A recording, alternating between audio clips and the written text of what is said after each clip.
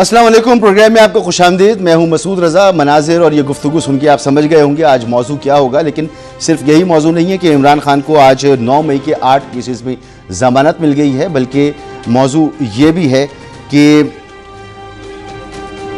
आज अरशद शरीफ lieutenant general Ahmed Sharif Chaudhary साहब की जो गुफ्तगू है सहाफ़ियों के साथ गैर रस्मी बातचीत, उसमें उन्होंने उस कॉलम को जो गुज़िश्ता चंद दिनों से हर टीवी चैनल पर प्रोग्राम का मौजू बना हुआ था, अखबारों में छप रहा था, जनाब मोहतरम सोहेल बड़ाई साहब का कॉलम, जिसमें उन्होंने आर्मी चीफ से मुलाकात का तो जिक्र नहीं, एक नशिस्त का जिक्र उन्होंने किया था कि एक नशिस्त हुई और बड़ी तवील नशिस्त हुई और उन्होंने सारी बातें लिखी, जिससे ये तासुर उभरा कि तहरीक इंसाफ से ये कहा जा रहा है कि वो अगर माफ़ी मांग ले या इमरान खान माफ़ी मांग ली तो उन्हें माफ़ी मिल सकती है। और फिर उन्होंने एक ख़त भी लिखा, सोहेल बड़ाई साहब ने वो खुला ख़त इमरान खान के नाम एक कॉलम लिखा, उसमें भी उन्होंने उनको मशवरा दिया कि आप माफ़ी मांग लें। तो ये बहस हो रही थी कि वो माफ़ी मांगेंगे या नहीं मांगेंगे। आज DG ISPR lieutenant general Ahmed Sharif Chaudhry ने दोनों बातों को यानी कि उसका इनकार कर दिया है। एक तो ये दोनों बातें इस तरह से कि एक तो इमरान खान साहब की जो केसेस में उनको ज़मानत हुई है तो तहरीक इंसाफ इस पर खुशियाँ मना रही थी। ये किसी हद तक उनकी कामयाबी ज़रूर है, लेकिन एक बात ये बता दी गई फ़ौज की तरफ से, फ़ौज के तर्जुमान की तरफ से कि 9 मई वाले कानून के अमल से ज़रूर गुजरेंगे। जो मास्टरमाइंड हैं, जो इसके सहूलतकार हैं, जिन्होंने ये काम किया, उनको नहीं छोड़ा जाएगा, कानून उनका पीछा करेगा। यह फ़ौज का नहीं, रियासत का केस है। दूसरी तरफ इस कॉलम के हवाले से जो उन्होंने कहा, उसमें तो खासी नाराज़गी नज़र आती है। मैं थोड़ा सा पढ़ के आप सुना देता हूँ कि फील्ड मार्शल ने बर्सिस में किसी सहाफ़ी को कोई इंटरव्यू नहीं दिया और ना ही कोई सियासी बात की। फील्ड मार्शल ने तहरीक इंसाफ से मुसाहलत का कोई जिक्र नहीं किया। अफसोस की बात है कि सीनियर सहाफ़ी ने भी गैर जिम्मेदारी का मुजाहरा किया। फ़ौज एक जिम्मेदार इदारा है। उन्होंने वाज़ेह किया कि बर्सिल्स में तकरीब में सैकड़ों अफराद मौजूद थे। तकरीब में शरीक अफराद ने फील्ड मार्शल के साथ तस्वीरें बनवाई। सहाफ़ी ने हक़ाइक़ को तोड़ मरोड़ कर पेश किया। ये एक सहाफ़ी की ज़ाती मफाद और तशहीर हासिल करने की कोशिश है। सहाफ़ी ने नामुनासिब हरकत की। जो शख्स गैर कानूनी हरकत करेगा उसे कानून के कटहरे में आना होगा। और साथ ही साथ जो 9 मई का मैंने जिक्र किया कि 9 मई करने वाले और मनसूबा साजों को भी कानून का सामना करना पड़ेगा। मगर इस कामयाबी के बाद जो तहरीक इंसाफ कह रही है कि 9 मई के 8 केसेस में इमरान खान को कामयाबी मिली है, खुशी का इजहार कर रही है, तो सलमान अकरम राजा साहब ने इसे खुशी का दिन करार दिया है। और एक और अहम मामला, बस 30 सेकंड लूँगा और मेहमानों की तरफ आ जाऊँगा। वॉशिंगटन टाइम्स का एक आर्टिकल है जिसमें उसने फील्ड मार्शल जनाब आसिम मुनीर को जनूबी एशिया में एक बाअसर शख्सियत और मर्द आहन करार दिया है। अखबार ने बड़ी दिलचस्प बात लिखी। ये लिखता है कि अमरीकी अखबार कहता है कि फील्ड मार्शल आसिम मुनीर को अमेरिका के साथ पाकिस्तान की स्ट्रेटेजिक ताल्लुकात और जनूबी एशिया के सियासी और सिक्योरिटी के हवाले से एक बाअसर शख्सियत के तौर पर देखा जा रहा है। वो जनूबी एशिया में अमेरिकी सदर डोनाल्ड ट्रंप के नए स्ट्रेटेजिक पार्टनर बन सकते हैं। वो इंतहाई मजबूत असाब के मालिक और सख्त फैसले लेने की भरपूर सलाहियत रखते हैं। आर्मी चीफ एक पेशावराना, खामोशतबा और नज़्म ज़ब्त के पाबंद फौजी अफसर समझे जाते हैं। उन्हें खुदनुमाई और सियासत में दिलचस्पी नहीं। पाक भारत कशीदगी के दौरान उनकी अवामी मकबूलियत में नुमाया इजाफा हुआ। उनकी खूबियाँ उन्हें सदर ट्रंप के लिए एक फितरी शराकतदार साबित करती हैं। तो ये बड़ी इंटरेस्टिंग वाशिंगटन पोस्ट का कॉलम है, इस पर भी बात करेंगे। जनाब हफीज़ुल्लाह नियाज़ी साहब हमारे मोहतरम मौजूद हैं हमारे साथ। सर बहुत मोहतरम जनाब ओवैस तौहीद साहब, सर आपका भी बहुत बहुत शुक्रिया। और मोहतरम जनाब दानियाल अजीज़ साहब, सर आपका भी बहुत बहुत शुक्रिया। दानियाल अजीज़ साहब, आप फरमाइएगा कि मैं आपको सुनाता हूं कि अता तारड़ साहब ने जैसे कहा कि इमरान खान को बेल मिली है, इस पर कोई खुशियां नहीं मनाना चाहिए, ये शोक का दिन है। लेकिन कुछ मैं आपको इनकी गुफ्तगू सुनाता हूं। ये जब इमरान खान को इस तमाम का मास्टरमाइंड करार देते हैं, लेकिन उसके बावजूद 2 साल गुजर गए, इमरान खान के खिलाफ चालान पेश नहीं कर सके, तो ये शोक का दिन किसके लिए, जरा सुन लीजिए कहते क्या रहे नून लीग के मुख्तलिफ रहनुमा। तो दानियाल साहब, आज किसके लिए शोक का दिन है? वकला कहते हैं कि अगर किसी केस में किसी को जमानत मिल जाए तो आधा केस खत्म हो जाता है। अब 2 साल का अरसा हो गया, इमरान खान का चालान हुकूमत पेश नहीं कर सकी और उनको इनमें जमानतें भी मिल गई, तो आज शोक का दिन किसके लिए? PTI के लिए या हुकूमत के लिए?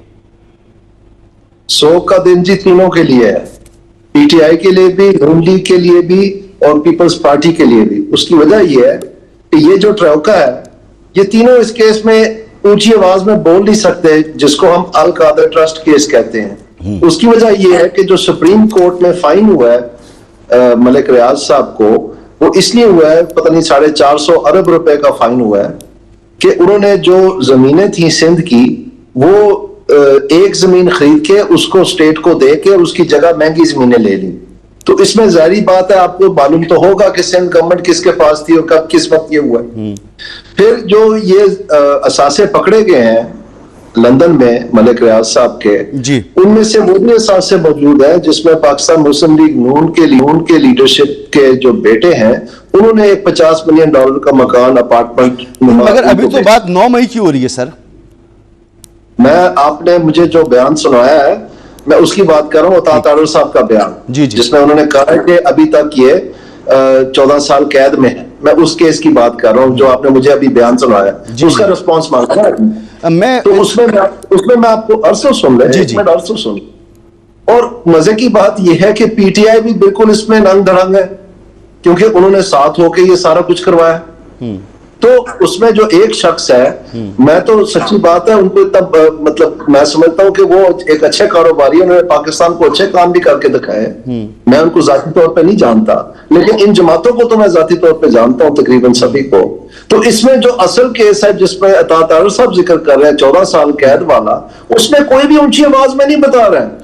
नहीं, अभी तो आज वो डिस्कस भी नहीं हो रहा। वो तो उन्होंने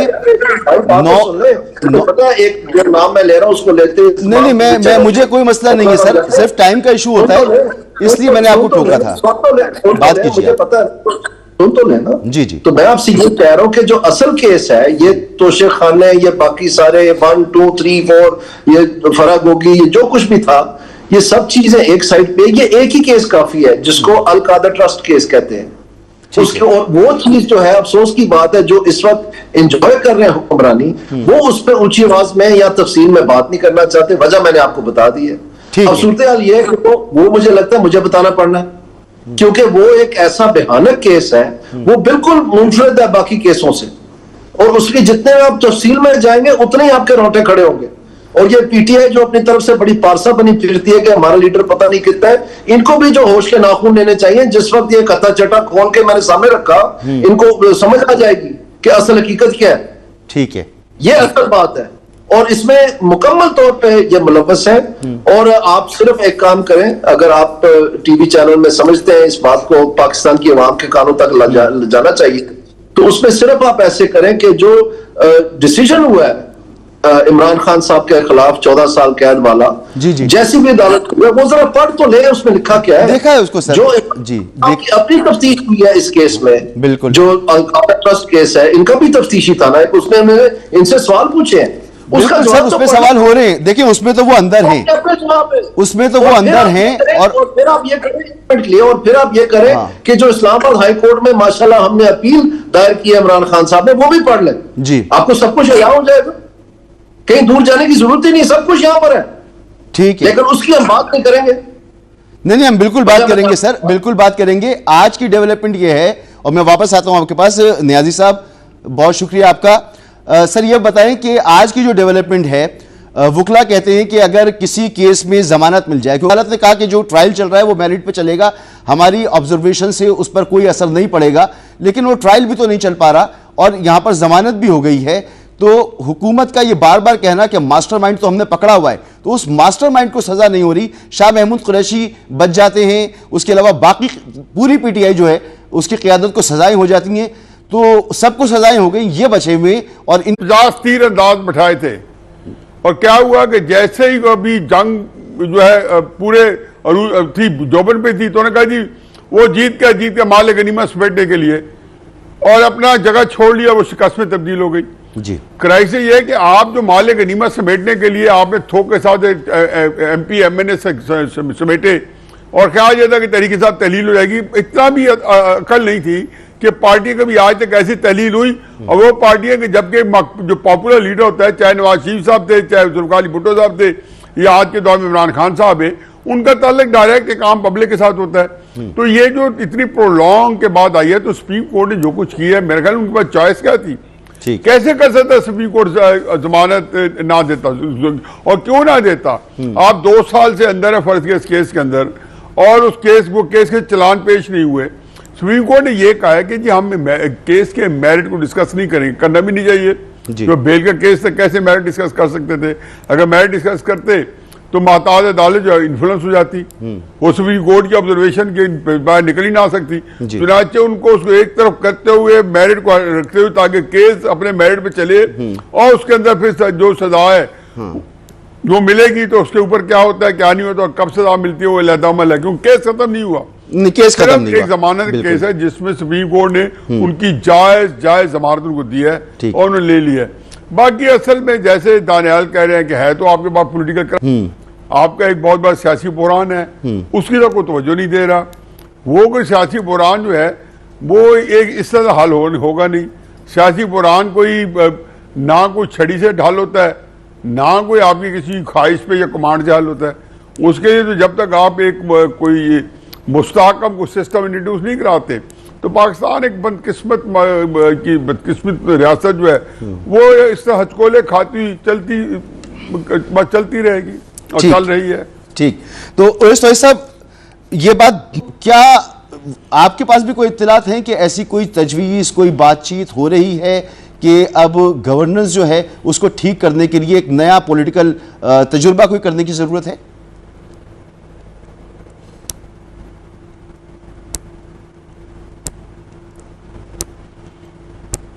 ओवैस साहब मुझे सुन पा रहे हैं आप?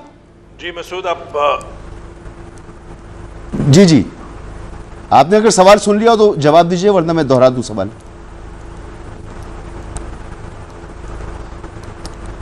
अच्छा जी मसूद, आप मुझसे सवाल कर रहे हैं? जी मैं आपसे सवाल कर रहा हूँ ओवैस साहब। जी जरा मुझे रिपीट कर दीजिएगा सवाल। 27वीं तरमीम की आमद की खबरें हैं, क्योंकि अभी जब बात नया फार्मूला क्या, अभी जब बात हो रही थी तो नियाजी साहब ने कहा कि जी निज़ाम जो है उस पर उन्होंने सवालिया निशान उठाया। वो अदालती निज़ाम है, वो एक पॉलिटिकल क्राइसिस है, वो एक गवर्नेंस के इशूज़ हैं जिसका जिक्र खुद आर्मी चीफ भी कर चुके हैं कई मरतबा। तो क्या वे फॉरवर्ड क्या है इस पॉलिटिकल क्राइसिस से निकलने के लिए, गवर्नेंस के इश्यूज ठीक करने के लिए? कोई नई तरमीम की ज़रूरत है जिसमें कई मसाइल हल हो, या पॉलिटिकली डिस्कोर्स को अपनाना होगा जिससे मसला हल हो? क्या होगा? देखिए इस वक्त जो रूलिंग जो सिस्टम है या वो उसके अंदर क्राइसिस तो मुझे नजर नहीं आ रहा। बहुत कंफर्टेबल सिचुएशन है एस्टैब्लिशमेंट और इस वक्त की जो हुकूमत है। अब इस हुकूमत की इस रूलिंग पार्टी की कितनी लेजिटिमेसी है वो एक बहस तलब बात है, और उस पर सियासी बहस हो सकती है बिल्कुल मसूद। और क्या इस वक्त जो सिस्टम इस वक्त जो रन कर रहा है पाकिस्तान के अफेयर्स को, क्या उसको बहुत ज़्यादा कोई ज़रूरत है महसूस हो रही है मुल्क को चलाने की बैनुल-अक़वामी तौर पे? तो उसमें भी मुझे लगता है कि पाकिस्तान भारत के तनाज़े के बाद एक प्रोफाइल जो है पाकिस्तान का बढ़ा है, इसमें तो कोई जिक्र नहीं है, आपने उसमें तो कोई दो राय नहीं है। आपने भी अपने दाइये में अमरीकी अखबार का या जराइद का हवाला दिया, और बहुत सारी इस पर बात हमारी गुज़िश्ता बैठकों में हो चुकी है कि किस तरीके से पाकिस्तान इस वक्त चाइना, रशिया और बिलखुसूस अमरीका कि जो पूरा इस खिते के अंदर जियो स्ट्रेटजिक या जियो पोलिटिकल इंटरेस्ट है उसके अंदर किस तरह नुमाया नज़र आ रहा है, और किस तरीके से पाकिस्तान को अशद ज़रूरत है कि जिस तरह अभी वो कार्ड्स प्ले कर रहा है डिप्लोमेटिकली, या वो कितने ऐसन तरीके से आगे करेगा। क्या शॉर्ट टर्म गेन्स उसको नज़र आएंगे या लॉन्ग टर्म जो एक विजन के साथ आगे चलेगा? लॉन्ग टर्म विजन के लिए तो गवर्नेंस का फार्मूला भी चाहिए, और लॉन्ग टर्म विजन के लिए इकोनॉमिक विजन भी चाहिए। ये टेम्पररी जो आप बेल आउट लेते हैं, चाहे वो IMF से हो, चाहे वर्ल्ड बैंक से हो, चाहे और डोनर एजेंसी से हो, और जो आर्जी खुशी होती है कि भाई अब ये हमारे खजाना इतना बढ़ गया, बहुत बढ़ने की जरूरत है। 25 करोड़ की आबादी है, 60-62% जो है नौजवान है, उनको मुस्तकबिल में मुलाजमतें क्या होंगी, डायरेक्शन लेस होंगे, नहीं होंगे? सर अभी फिगर है 22% बेरोजगारी नौजवानों में, और FPCCI कहती है कि 44% बेरोजगारी है नौजवानों में। तो आप इसके बावजूद कहते हैं कि हुकूमत कंफर्टेबल है, आप इसके बावजूद भी कहते हैं कि हुकूमत कंफर्टेबल है कि वो कर्जे उसने अपने इस दौरे हुकूमत में अब तारीख के सबसे ज्यादा कर्जे ले लिए, तो हुकूमत कंफर्टेबल है? देखिए मैं आपसे ये अर्ज कर रहा हूँ कि जो मैंने बताई, अभी तो मैंने खुद कहा कि बेरोजगारी है, इसको किस तरीके से, ये बड़ा चैलेंज है, इकोनॉमिक चैलेंज है, पॉलिटिकल स्टेबिलिटी का चैलेंज है, सिक्योरिटी जो स्टेबिलिटी है उसका चैलेंज है, और ये सारे इंटरलिंक्ड है। और खैबर पख्तूनख्वा में जिस तरह टेररिज्म ने अपने पंजे गाड़े हुए हैं उसको किस तरीके से टैकल करना है, अफगान तालिबान के साथ क्या बातचीत करनी है, बलूचिस्तान के अंदर BLA या जो दूसरी जो टेररिस्ट ऑर्गेनाइजेशंस हैं उनकी जो गैर मुल्की या इंडिया की जो पश्तपनाही है उसको किस तरह टैकल करना है, मसाइल तो बहुत है। और अगर बलूचिस्तान के अंदर आप नौजवानों की बेरोजगारी देखेंगे तो उसकी काफी आपको परेशान कुन नजर आएगी शरह। तो ये तो चैलेंजेस हैं, ये तो, और ये मैं चैलेंजेस, मैं तो अब अधेड़ उम्र हो गया हूँ, स्कूल के जमाने से हम ये कर रहे हैं कि नवाज शरीफ से के पहले दौर में कितने कर्जे थे, यानी कि जनरल अयूब खान ने जो मार्शल लॉ लगाया था उसके अंदर भी ये एक वजह बताई थी कि जी गवर्नेंस और इकोनॉमिक जो है वो इंस्टेबिलिटी है। फिर जनरल मुशर्रफ साहब ने किया, उसके अंदर भी उन्होंने यही कहा। अगर आप जनरल अयूब साहब का BBC को दिया हुआ इंटरव्यू का क्लिप देख लेंगे और जनरल मुशर्रफ साहब और जनरल जिया साहब का क्लिप देख लेंगे तो आपको बहुत ज्यादा कोई उसमें फर्क नहीं नजर आएगा। लेकिन चाहे हमारे फौजी अदवार हो, चाहे हमारे इलेक्टेड रिप्रेजेंटेटिव्स हों, उनकी हुकूमतें हों, उसके अंदर हमने इकोनॉमिक डायरेक्शन अपनी बदकिस्मती से नहीं, जो उसकी सिमत है वो नहीं तयन किया है। ये एक बदकिस्मती है। और मैं समझता हूं कि टेम्पररी और एडहॉक बेसिस पे अपने विजन बना रहे हैं, अपना मुल्क का, अपनी फ्यूचर जनरेशन का। 2050 में पाकिस्तान कैसा होगा, 2075 में पाकिस्तान कैसा होगा, मैं ये समझ रहा हूँ कि पाकिस्तान के पास बहुत मौके हैं, बहुत मौके हैं पाकिस्तान की मिलिट्री लीडरशिप के पास भी और सिविलियन लीडरशिप के पास भी। और इसी वजह से मैं कह रहा हूं कि ये निजाम जिसको इनहेरेंट बहुत सारे फंडामेंटल इश्यूज जो हैं वो हैं दरपेश, लेकिन इंटरनेशनली ग्लोबली जो एक ट्रस्ट डेफिसिट था वो अब नहीं है। वो नहीं है, बिल्कुल आप दुरुस्त फरमा रहे हैं। काफी है पाकिस्तान, तो उसको कैश कराना उसकी जरूरत है, बिल्कुल आप दुरुस्त फरमा रहे।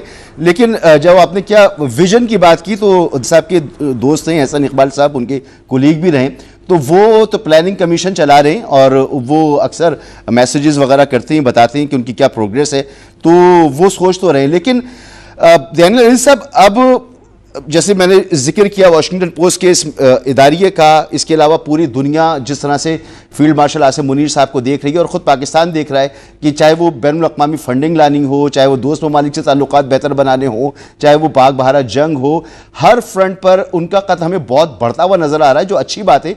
लेकिन शहबाज शरीफ साहब कहीं अंडर शेडो नजर आते हैं, वो उनका कद हमें उस तरह से बढ़ता हुआ नजर नहीं आता।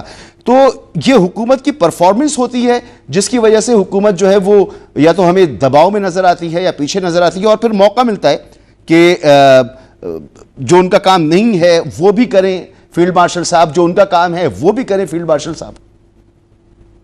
बुनियादी तौर पर जो ये पाकिस्तान मुस्लिम लीग नून की गवर्नमेंट है, मेरा ख्याल है ये जो कड़वा घूंट फरवरी की 8 तारीख और 9 तारीख वाला भरना पड़ा वो इसलिए था कि शायद चूंकि ये कारोबारी लोग हैं, ये चैम्बर्स के साथ कनेक्टेड हैं, इनके आपस में राब्ते हैं, इनके पास कोई घोर है, कोई पतली जो बरीकियां हैं कारोबार की, ये जानते हैं जिस तरह इन्होंने अपना कारोबार संवारा है बाहर के मुल्कों में, शायद पाकिस्तान के लिए भी कुछ ना कुछ खिदमत कर लेंगे। और खास तौर पर चूंकि ये ताजर बरादरी और रियल एस्टेट और ये सारों के साथ मुंसलिक हैं, तो हमें जो है ना कम से कम टैक्स में जो दुश्वारी PTI के दौर में हुई, आपको पता होना चाहिए कि जब इमरान खान साहब ने टेक ओवर किया गवर्नमेंट को 2018 में, उस वक्त टैक्स टू GDP रेशो 12% थी। जब वो चले गए, तशरीफ ले गए अप्रैल में 2022 में, तो उस वक्त 8% टैक्स टू GDP रेशो रह गया था। तो वो जो बात थी कि जो हुक्मरान अगर वो ऑनेस्ट हो तो fish rots from the head, एक तो ये कहावतें और ये टोटके जो है ना नानी जान वाले, ये पाकिस्तान को ले डूबे हैं। तो रॉट फ्रॉम द हेड तो ज्यादा, हेड अगर ठीक होगा तो बाकी सारे खुद ही आके टैक्स जमा करवा देंगे। देखे ना जी, मैंने एक अस्पताल के लिए पैसे जब जमा कर लिए तो पाकिस्तान के लिए क्यों नहीं देंगे? वो जितने दिए हैं वो मैंने आपको बता दिए हैं, 12% से 8% रहेगी टैक्स टू GDP रेशो। तो ये बुरी तरह इकोनॉमी फेल हो रही थी और बिल्कुल हम दिवालिये के किनारे पे थे, इसमें कोई शक वाली बात नहीं है। और ये सोच थी कि ये कड़वा घूंट इसलिए भरना पड़ा, लेकिन जो आपने सवाल पूछा उस हर काउंट पे हम बुरी तरह फेल हो गए। यानी ये हुकूमत जो है, ये 2% ग्रोथ जो है, ये तो एक किस्म का आप समझ लें डेथ नेल है। ये तो सबसे बुरा, अगर पाकिस्तान का कोई वक्त देखें इससे पहले के कोई ताउन या कोविड का जमाना आया हो, तो ये 2% ग्रोथ है। अभी ये 2.6 कह रहे हैं, लेकिन ये गलत कह रहे हैं, ये सारे इंडिपेंडेंट इकोनॉमिस्ट ने इस पे वेन की है। ऐसे ही है। तो इस सूरत में जो आपका आज का आप देख लें, ये पिछले दिसंबर से ये कह रहे हैं कि जी डिजिटलाइजेशन रास्ता है जी एफबीआर को ठीक करने का, टैक्स कलेक्ट करना, डिजिटलाइज कर देना, हमने हर चीज डिजिटलाइज कर देनी है। और फिर आके कह दिया कि जनाब 1 महीना पहले कि जी प्राल को हम बंद कर रहे हैं और नया बनाना है, क्योंकि उनसे कुछ नहीं थे। अब परसों की खबर की जीनत बनी हुई कि नहीं वो असल में प्राइम मिनिस्टर साहब की मिनट्स जो थी ना वो गलत रिकॉर्ड हुई है, असल में बंद नहीं करना था इसको, इसकी इस्लाह करनी थी। यार खुदा के लिए, आपका क्या ख्याल है कैबिनेट सेक्रेटरी जो नोट्स लेता है वो बेचारा इतना नाकस है कि उसको ये नहीं पता कि बंद और रिफॉर्म में क्या फर्क है। कहने का मकसद ये है कि पहले भी इससे, जब ये वर्ल्ड बैंक का $400 मिलियन का प्रोग्राम एफबीआर में चल रहा था, पीडीएम 1.0 में चल रहा था, उस वक्त भी यही मसले थे। ये नहीं कह सकते कि मैं पता नहीं था। मगर सर इन्होंने आके ओवैस भाई साहब ने फरमाया कि बचपन से वो ये बातें सुन रहे हैं, और जब से हमने वो सवाल हम भी ये सुन रहे हैं, तो कोई वक्त तो आएगा तब्दीली का। उन्होंने आके, सुन ले मैं मुकम्मल कर रहा हूँ, उन्होंने आके मैकेंजी हायर कर दिया। जब मैकेंजी वाले वहां पर गए, वो भी बिल गेट्स फाउंडेशन ने पैसे दिए, तो जब वो वहां गए तो उन्होंने वापस आके बताया तो वहां तो सारी कुर्सियां भरी हुई, वर्ल्ड बैंक के कंसल्टेंट बैठे हुए, वो यही काम करें जिसके लिए आपने हमें रखा है। तो ये क्या फजूलियात है? तो फिर वो खफा हो गए, यानी रखा उन्होंने, इनको पता ही नहीं था। और ऐसे ये डिजिटलाइजेशन प्राल बंद करनी है, डिजिटलाइजेशन करनी है, बंद कर दिया। यानी अभी तक 2 साल हो गए हैं, 3 साल चल रहे हैं। पहले पीडीएम 1.0 केयरटेकर और पीडीएम 2.0 जो चल रही है, इनको कुछ पता नहीं है क्या हो रहा है। आईएमएफ को इन्होंने कह के ताजर दोस्त ऐप ही बंद करवा दी। ठीक है, एक ब्रेक लेना है और आपकी मौजूदगी का हम फायदा भी उठाएंगे, और वो ये कि आप नव दौर में जो बल्दियाती निज़ाम था उसको बनाया भी, उसे इम्प्लीमेंट भी करवाया जनरल तनवीर के साथ। तो जरा बताइएगा कि नया जो गुफ्तगू हो रही है नए सूबों की या बल्दियाती निज़ाम की, क्या उसमें बेहतर होगा? और वापस आकर हफीजुल्लाह नियाज़ी साहब आपसे भी जानने की कोशिश करेंगे कि हुकूमत वाकई कंफर्टेबल है जब कर्जे अपनी इंतहा को हैं, ग्रोथ बमुश्किल 2% है, बेरोजगारी कहाँ पहुँच चुकी है, एक हल्की सी एक मुनासिब बारिश कराची जैसा शहर बर्दाश्त नहीं कर पाता, उसे बंद करना पड़ता है। खैबर पख्तूनख्वा में जो बारिशों से हाल है, तो सिस्टम ऐसे मौजूद हैं कि अगर वो लगा लिए जाएं तो आपको 6 घंटे 8 घंटे पहले पता लग सकता है कि कहीं क्लाउड बस्ट होने वाला है, लेकिन हम मौसमियाती तब्दीली के नाम पे पैसे लेते हैं, सिस्टम इन प्लेस करने का हमें पता ही नहीं है। तो ये गवर्नेंस के तो इशूज़ हैं ना, बहुत संगीन इशूज़ हैं। इस पर ज़रा मैं आपकी राय चाहूँगा एक ब्रेक के बाद।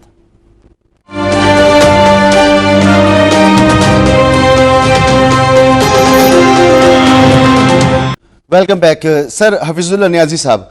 सर वे फॉरवर्ड क्या है? पॉलिटिकल क्राइसिस भी है, दहशतगर्दी भी है, गवर्नेंस के भी इश्यूज हैं। कराची जैसा शहर 1 दिन की बारिश में बंद हो गया, 2 दिन की छुट्टी देनी पड़ गई गवर्नमेंट को, और फिर कल का जो दिन है, कल भी शायद पेरेंट्स अपने बच्चों को स्कूल नहीं भेजेंगे, हिम्मत ही नहीं कर सकते जो हाल है कि अगर बारिश होगी तो क्या होगा। खैबर पख्तूनख्वा में जो सूरत हाल हुई, जिस तरह से क्लाउड बस्ट हुआ, इंतजामात पहले से मौजूद नहीं है, तो बद इंतज़ामी है जिससे नुकसान भी हो रहा है। तो वे फॉरवर्ड क्या है इन तमाम मसाइल से निकलने का? देखिए जी, बड़ी एक अजीब जो है सूरत हाल से 2-4 हैं। ये क्लाउड बस्ट ना भी होते या इस तरह तूफानी बारिशें ना भी होती, और ये जो सब कुछ हुआ यकदम आनन फानन, तो क्या उसके बाद जिंदगी जो थी पाकिस्तान के अंदर वहाँ को रावी को चैन लिख रहा था। यहाँ तो उस वक्त पहले भी ऐसी तितर थी, ये खबर नहीं, तो ये पता चलता था कि आज 7 बंदे 8 बंदे कराची के अंदर डंपर की हिसाब में आ गए, फलां की हिसाब में आ गए। वो कहते हैं ऊँट है, ऊँट तेरी कौन सी कल सीधी? उन्हें कहा कोई सीधी नहीं है सर। बारिशें हुई, 16 लोग मर गए बारिश से। आज एक फैक्ट्री में धमाका हो गया, बारूद भरा हुआ था, वहाँ पर पटाखे रखे हुए थे, 31 लोग मर गए। यानी क्या हो रहा है ये? वही एग्जैक्टली मैं ये कह रहा हूँ ना, मैं यही कह रहा हूँ कि असल में आपके यहाँ ना कानून, ना आपके यहाँ कोई लॉ, ना कोई इम्प्लीमेंटेशन, ना ट्रैफिक, ना इंक्रोचमेंट, ना जब जो कुछ है बिल्कुल ये कहना चाहिए कि फ्री फॉर ऑल है। रियासत पाकिस्तान की सबसे बड़ा कारनामा यह है कि वो इस रियासत की हिफाजत जो है कमाहक्कू कर रहे हैं, हर तरीके से हिफाजत जो है वो कर रहे हैं रियासत पाकिस्तान की। लेकिन अगर क्या इसमें रहने वाले शहरियों के जान माल की भी हिफाजत कर पा रही रियासत पाकिस्तान? बिल्कुल नहीं कर पा रही। हर शहरी जो पाकिस्तान में 25 करोड़ लोग हैं, उसका हर आदमी अपने जान और माल की, कराची के लोग तो ज्यादा समझते हैं, वो अपने जान और माल की हिफाजत खुद करता है, अपना गार्ड रखा हुआ है, अपने जो जिस लेवल का है, जिस तरीके से है, हर बंदा अपने जान और माल की खुद हिफाजत कर रहा है। तो ये रियासत जो कानून कहता है कि हर रियासतें करने पर लोगों के, अपने शहरों के जान और माल की हिफाजत, तो रियासत तो उससे बिल्कुल बरात हासिल कर चुकी है। देखिए इस वक्त सूरत हाल जो है वो बड़ी गंभीर है। ये आप जो है, ये आज की हुकूमत का कसूर नहीं है, ये इमरान खान का भी कसूर नहीं है, ये वो हालात का तसलसल है जो 7 दहाइयों से आपने चलाया था, पिछली 3 दहाइयों से ये बड़ी शद्दोमत के साथ बढ़ता है। और आपने कोशिश तो आप ये कर रहे थे कि ये अब सिस्टम को किसी हथियाया जाए। आपको पहले तरीके कहा यह था कि जी जिसमें थोड़ा बहुत जो है अवाम की जो पार्टिसिपेशन होती थी, तो कभी बेनज़ीर को मिल जाती थी, कभी नवाज शरीफ साहब को मिल जाती थी, उससे भी इत्मीनान नहीं हुआ कुछ लोगों का। फिर उन्हें आके 25 जुलाई 2018 में एक ऐसा शानदार कारनामा किया और RTS के जरिए किया, इलेक्शन किया। उससे पहले मेरे भाई दयानियाल वगैरह जो है बेरहमी से लोगों के सियासी कैरियर के साथ खेला गया। इनके क्या बेचारों का कसूर किया था? इसलिए कि पाकिस्तान की सियासत है एक अपनी जो भी सेन वॉइस वो उठा रहा था दयानियाल, इसलिए इसको नाहल करके रख दिया गया 5 साल के लिए। क्या कुछ नहीं हम इस मुल्क के अंदर देखते रहे। हमने एक इलेक्शन कराया 25 जो जुलाई का इलेक्शन है, उसका जो अगला रिजल्ट था वो आपके पास 8 फरवरी को RTS का इलेक्शन हुआ, उसके बाद फॉर्म 47 का हुआ। डरे उस वक्त से जो अगर इलेक्शन जो होगा वो इससे ज्यादा भयानक होगा। इसमें तो कम से कम आप लोगों को घुसने की इजाजत मिल गई थी, हो सकता है उस वक्त इजाजत ही ना मिले। देखिए इस वक्त आप पाकिस्तान के जो हुकूमत है वो बंद गली में है, ताकतवर रियासत बंद गली में है। इस वक्त सारी अपोजिशन जमातें, सियासी जमातें, इमरान खान समेत सारे बंद गली में है, 25 करोड़ लोग बंद गली में है। ये कभी ऐसा भी किसी मुमलिकत का हाल देखा है? आप आज तक कोई इधर से आप हुकूमत बनाते हैं इमरान खान साहब की, उधर से सवाल होता है कि ये टाइम पूरा करेगा नहीं करेगा, क्यों सवाल आता है? ये मोदी पे सवाल हुआ है, ये ट्रंप पे सवाल हुआ है, ये शी जिनपिंग पे सवाल हुआ है, ये मोहम्मद बिन सलमान में सवाल हुआ है। जहां पे मुस्तहकम हुकूमतें, मुस्तहकम निजाम पहुंचे वहां नहीं होता, ठीक है, सवाल ही पैदा नहीं होता। आज हुकूमत है, मेरे ख्याल इससे ज्यादा एक पेज पे नहीं थे, लेकिन सवाल है कि ये हुकूमत आ जा रही है, हालात खराब है, माजी में भी बड़े मजबूत। एनीवे पाकिस्तान इस बहुत बड़े बुढ़ान के अंदर है। जी बिल्कुल। अब साहब सर, ये बंद गली में हुकूमत भी है, रियासत भी है, कौन है बाहर? वॉशिंगटन टाइम्स जिस तरह से फील्ड मार्शल के बारे में बता रहा है कि वो ट्रंप के स्ट्रेटेजिक पार्टनर यहाँ पर पाकिस्तान में भी उनकी मकबूलियत, अथॉरिटी भी रखते हैं, कुव्वत भी रखते हैं, सलाहियत भी रखते हैं, आसाब भी रखते हैं। क्या उन्हीं से तवक्को वाबस्ता करनी पड़ेगी, या ये जो पॉलिटिकल हमारी फ्रेटर्निटी है ये कुछ रोल प्ले करेगी, या क्या वे फॉरवर्ड होगा आपके नज़दीक? देखिए मेरे ख्याल में पाकिस्तान जो है वो डिप्लोमेटिकली या ग्लोबली बिल्कुल बंद गली में नहीं है, और कई दहाइयों में ये पहला मौका है जब पाकिस्तान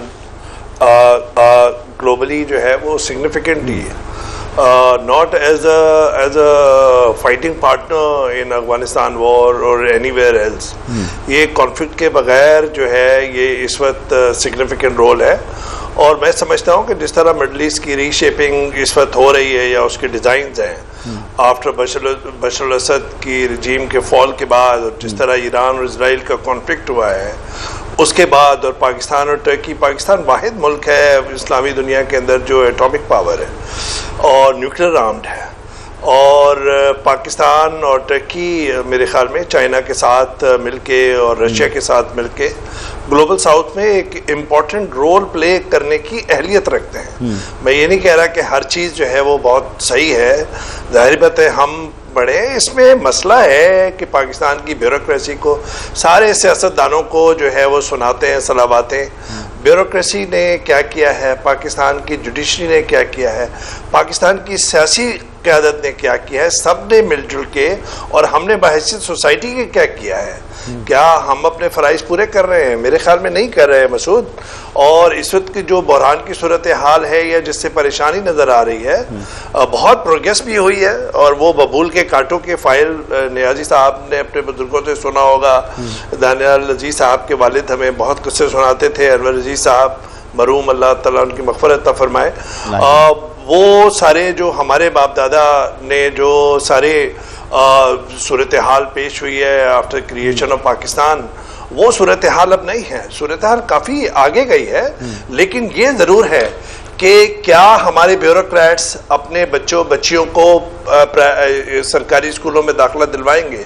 क्या वो अपने घर वालों को या हमारी जो रूलिंग एलीट्स है वो क्या, या सियासी लीडरशिप है, क्या वो अपने बच्चों को जो है वो सरकारी अस्पतालों में भेजेगी? क्या उनको पीने का पानी मुहैया कर सकती है वो सरकारी नलकों से? कश्मीर नहीं, से कराची तो मैं तक समझता हूँ कि जिसका हफीजुल्लाह नियाजी साहब, वो देखिए हफीजुल्लाह नियाजी साहब जिसका जिक्र कर रहे थे, वो बड़ी अजियत वाली बात है कि एक पैर जो है इनका हमारी अशराफिया का यहाँ पर, एक पैर अशराफिया जो है वो जनेवा और लंदन और वहाँ की ऑक्सफोर्ड स्ट्रीट में घूमते हुए देखा हमने, और वाशिंगटन और न्यूयॉर्क के अंदर होता है शॉपिंग करते हुए। ये बिल्कुल बंद होना चाहिए। और मैं समझता हूँ कि ये जो प्राइवेट स्कूलों का माफिया है, जो प्राइवेट अस्पतालों का माफिया है, प्राइवेट वाटर टैंकर्स का माफिया है, ये माफियाज खत्म होने चाहिए। ये रियासत की जिम्मेदारी है और रियासत अपनी जिम्मेदारी से मुबर्रा नहीं हो सकती। इसी वजह से आम लोगों के दरमियान और जो अमीरों और गरीबों के अंदर जो एक खलीज बढ़ती जा रही है, वो एक तकलीफ देह है और जो आगे चल के इस माशरे को जो दीमक की तरह खा रही है। तो मैं समझता हूं कि हर चीज इस वक्त खराब नहीं है, और मुझे लगता है कि इस वक्त जो सही करने का वो है, वो आपका तालीमी निज़ाम है, वो आपका सेहत का निज़ाम है, वो आपका पीने का पानी का निज़ाम है। और ये क्लाइमेट चेंज की बात है, आखिरी 2 जुमले मैं सिर्फ कहूंगा, ये जो क्लाइमेट चेंज है ये आज का मसला नहीं है, ये आने वाली नस्लों का मसला है। ये अब मंतरे के तौर पे या सियासी स्लोगन के तौर पे इस्तेमाल न करें, इस पे बाकायदा आप सिलेबस के अंदर आप इस पे अमल करें, अपनी सेफ्टी वॉल्स इंप्लीमेंट करने, वरना ये जो एक्सट्रीम वेदर्स हैं ये आपकी एग्रीकल्चर इकोनॉमी को भी खा जाएंगे और हम सबको एक ऐसे दोराए में लेकर खड़ा हो जाएंगे जहां से वापसी नामुमकिन होगी। वो एक बंद गली है मुझे लगता है। बिल्कुल ठीक। और ना सर ये आगे क्या आपने जिक्र किया, और पीछे भी ये कोई नई बात नहीं है। कम से कम 10-15 साल से तो हम जानते हैं कि सब कुछ हो रहा है, सैलाब आ रहे हैं, मौसमियाती तब्दीली हो रही है, लेकिन नज़र कुछ नहीं आ रहा। सर दानियल अजीज साहब, बड़ी अच्छे जगह पर गुफ्तगू आ गई। जो गुफ्तगू की ओएसआई साहब यही बनता है कि सर निज़ाम क्या होना चाहिए, ये निज़ाम तो डिलीवर करता नज़र नहीं आ रहा। इस निज़ाम में सूबे जो हैं वो उनकी अजीब कैफियत है। पंजाब आबादी के हिसाब से, बलूचिस्तान रकबे के हिसाब से सबसे बड़ा, सिंध के अलग मसाइल हैं, कराची जो है उसका आपने हाल देख लिया, गवर्नेंस है नहीं। होना क्या चाहिए? आपने एक बड़ा ज़बरदस्त बल्दियाती निज़ाम मुतारिफ कराया था मुशर्रफ दौरे हुकूमत में, और आज भी लोग उसे याद करते हैं। वैसा कोई निज़ाम होना चाहिए, नए सूबे होने चाहिए, नहीं होना चाहिए तो क्या होना चाहिए? बल्दियाती निज़ाम जो मुतारफ करवाया था उसको आज भी लोग याद करके अच्छा जानते हैं। और सबसे बड़ी बात यह है कि जो पार्लियामेंट थी जिन्होंने 18वीं तरमीम पेश की, उसका मकसद ये था कि जो काले धब्बे मुख्तलिफ डिक्टेटर से छोड़े गए थे उनको मिटा देना है आइन में से। अगर आपको रजा रब्बानी साहब की उस वक्त की तकरीरें याद हो तो उसमें बजाय के 140A जो कि लोकल गवर्नमेंट्स को पहली दफा तहफ़्फ़ुज़ दिया गया था आइन में, उसको मिटाते उन्होंने उसको उसी तरह रखा, बल्कि उससे बरक्स उसको और ताकतवर किया कि इलेक्शन कमीशन की जिम्मेदारी बना दी कि वो इलेक्शन करवाएंगे। लेकिन इसके बावजूद मैं समझता हूं कि जुडिशरी का बहुत बड़ा फेलियर है, क्योंकि उन्होंने फिट्स एंड स्टार्ट्स में इसकी इंटरप्रिटेशन की। सबसे पहले जो मेरे ख्याल में ज्यादती हुई वो साकिब निसार साहब की हुई थी, जो कि ये शाह साहब जो आजकल सुप्रीम कोर्ट पे सीनियर प्रोसीडिंग जज है, इन्होंने जब लाहौर हाई कोर्ट में थे तो इन्होंने एक बहुत आला जजमेंट लिखी थी ये जेल रोड के केस पे, और उसको अनड्यू करते हुए साकिब निसार साहब ने आइन की और लोकल गवर्नमेंट्स की मकामी हुकूमतों का तहफ़्फ़ुज़ का सारा निज़ाम ही दरम भरम कर दिया। और उसके बाद फिर जब ये पीटीआई की हुकूमत आई तो इन्होंने तो तहसील तक उसको महदूद कर दिया, क्योंकि इंतजामिया बेसिकली चला रही थी पीटीआई को। तो तहसील तक जब आप महदूद करते हैं तो आपको तमाम डिस्ट्रिक्ट के दफातर जिसमें education, health, fisheries, life stock जितना भी है, लोकल गवर्नमेंट वगैरह इंक्लूडेड, वो सारा जो है आपके दायरे मदार से बाहर हो जाता है। और फिर जो माली मसाइल थे प्रोविंशियल फाइनेंस कमीशन से जो इनको जाने थे, तो आपके नजदीक सर ये निजाम वापस लाना चाहिए, ताकि ग्रास एक ब्रेक लेना पड़ेगा मुझे, ब्रेक के बाद सर वापस आता हूं।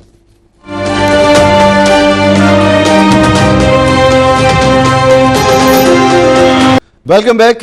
वक्त ख़त्म हो गया है। हफीजुल्लाह नियाज़ी साहब आपका शुक्रिया, उवैस तौहीद साहब आपका शुक्रिया, दानियाल अजीज़ साहब आपका शुक्रिया। और मामला यही है कि पाकिस्तान ने इंडिया से जंग जीत ली, बड़ी बहादुरी के साथ जीती। पाकिस्तान का एक स्टेशर बन गया। पाकिस्तान बैनुल-अक़वामी सतह पर, बैनुल-अक़वामी ताल्लुकात में बहुत नुमाया पोजीशन पर आ गया। आज वाशिंगटन टाइम लिख रहा है कि फील्ड मार्शल आसिम मुनीर जो हैं वो ट्रंप के जनूबी एशिया में स्ट्रेटेजिक पार्टनर हो सकते हैं। बहुत अच्छी बात, लेकिन मुल्क के अंदर हमें देखना होगा। हमारे बराबर में भारत है जिसकी इकॉनमी, जिसकी मईशत हमसे बहुत बड़ी मईशत है। चीन है जिसकी मईशत बहुत बड़ी है, परफॉर्म कर रहा है। बांग्लादेश हमसे बेहतर, रुपया अगर आप देखें अफगानिस्तान का हमसे बेहतर।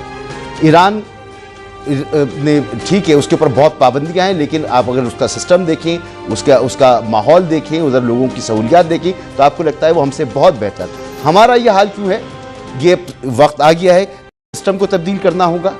सियासी इस्तेहकाम के लिए सिस्टम को तब्दील करना होगा, माशी इस्तेहकाम के लिए सिस्टम को तब्दील होना होगा, इस माशरे के इस्तेहकाम के लिए और मुल्क के इस्तेहकाम के लिए।